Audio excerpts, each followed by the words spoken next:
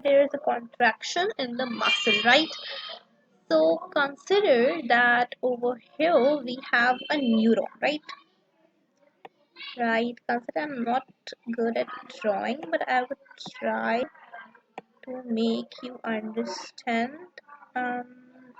Consider that this is a neuron. I hope somehow it's looking like a neuron, but I don't think so. It's looking, but consider that this is a neuron, right? This is neuron, right? So let me label this.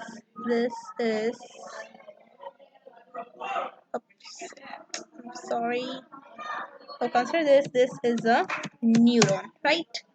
Let me make the dendrite again. Dendrites. Okay, I hope the structure of neuron is clear to you. You have maybe learned this in your previous classes, right? So this is neuron, right? Consider over here we have a muscle.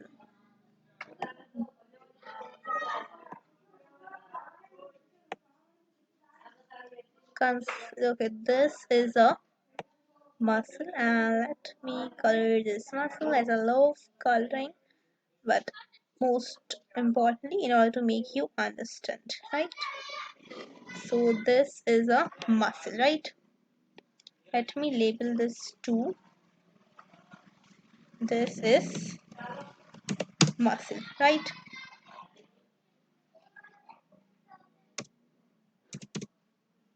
Okay, this is a muscle. Basically this is a neuron and this is muscle.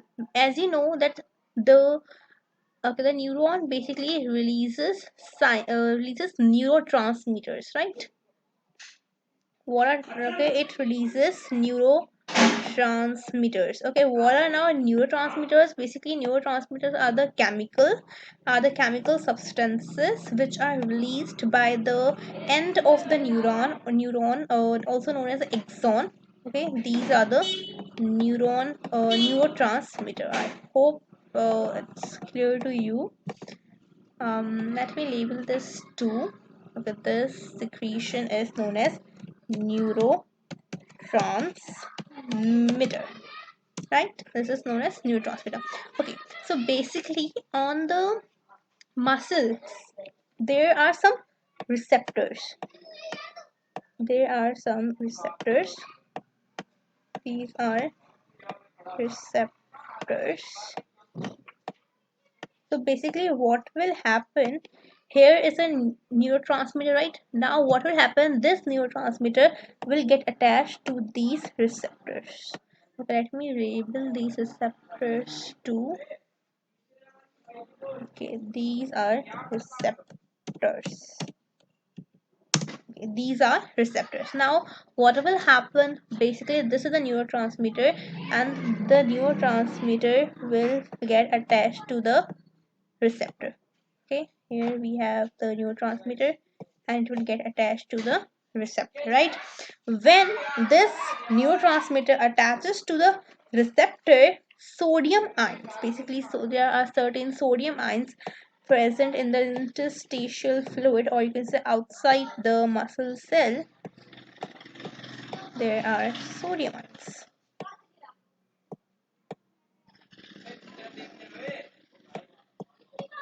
right? They are present outside the muscle. Okay, when the neurotransmitter attaches to the receptor, the sodium ion enters into the muscle cell. The sodium ions enter into the cell. This entry of sodium ions is known as depolarization. Let me entry of sodium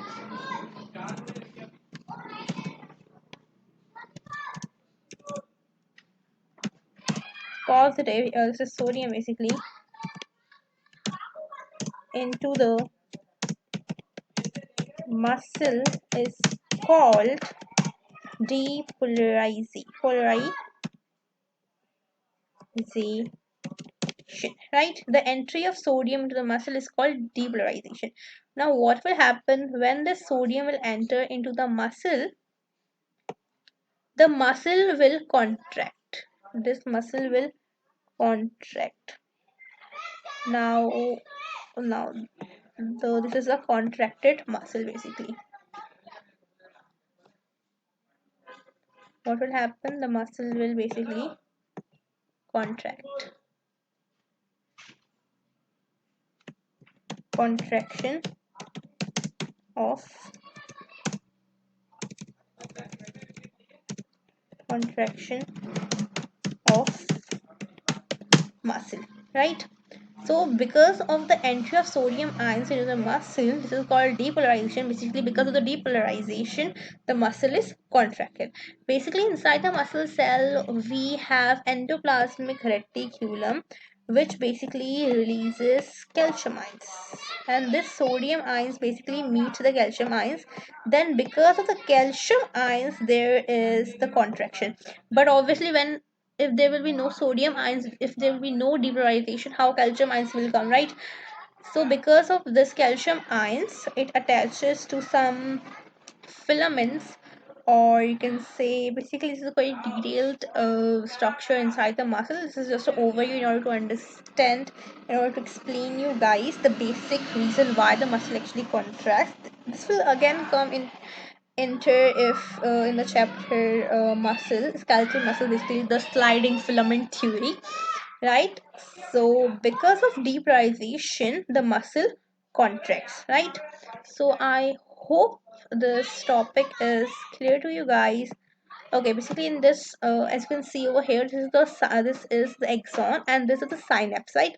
What is synapse? Synapse is a place between two neurons, right? And these are the receptors. And this, as you can see over here, oops, I'm sorry.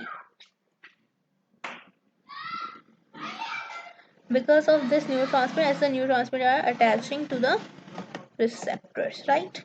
So here you can see how the neuron is attached to the muscle, right?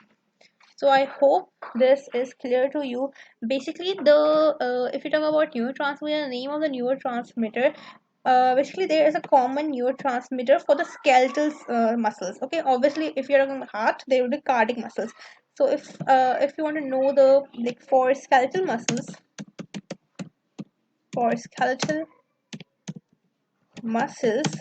the neurotransmitter is acetylcholine, right? So for muscle cells, for the skeletal muscles, the neurotransmitter is acetylcholine, right? But for every muscles, like there are three types of muscles: cardiac muscles, smooth muscle, and we have cardiac muscles, smooth muscles, and skeletal muscles, right?